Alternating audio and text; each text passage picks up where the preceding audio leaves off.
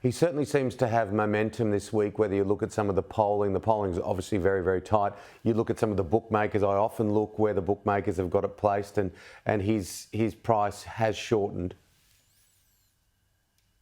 Yes, I mean, in poll after poll, we've been seeing it's, there a lot of them are within the margin of error. So take that for what it is. This race is essentially tied everywhere. But the important thing to look at is the trend line. And what we've been seeing in the last 7 to 10 days consistently is Trump inching up and Kamala either plateauing or inching down. And so you're starting to see those two lines cross.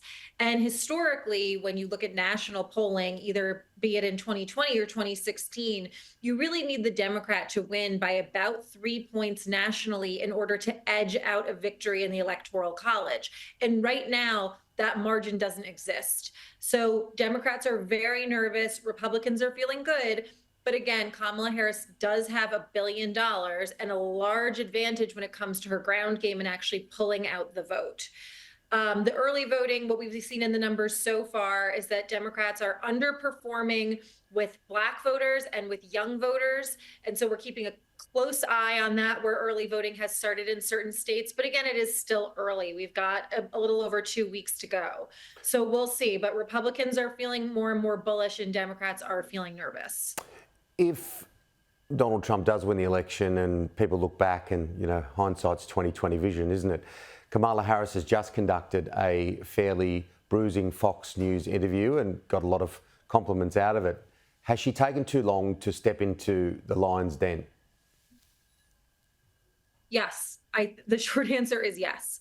I think that, her campaign believed coming out of the convention, she had that little boomlet. The Democratic Party was very excited to be rid of sort of the dead weight that was Joe Biden. Everybody rallied around her. She was very nervous to come out with any major policy pronouncements because she didn't want to inadvertently alienate anybody. She thought that the vibe election could coast her through to November. And while it did work for a couple of weeks and she did have an outsized gain versus Trump in the polls, she was outside the margin of error. That ran out weeks ago.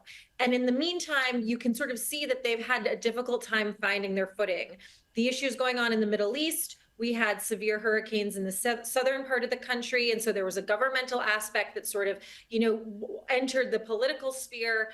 And it was clear that they really didn't know where to go or what to do. And I actually thought this week she stepped up her travel schedule. She's doing a number of events in Wisconsin, a number of events in Michigan. She went on Fox News. That interview alone reached around 5 million people in real time. She's doing podcasts that have major reach. The problem is, did they wait until too long? Was she spending too much time on Oprah's couch and doing The View and Stephen Colbert, sort of these softball interviews that weren't moving people, whereas she should have been stepping into the lion's den? I personally think they did her a great disservice by waiting until now to shift that strategy, but we'll see. We still have time. And again, she does have the money advantage and the mainstream media on her side.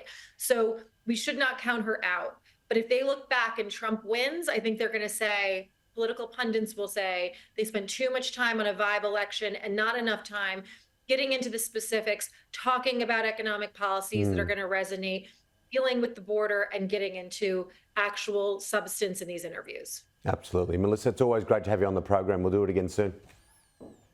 Thank you so much for having me.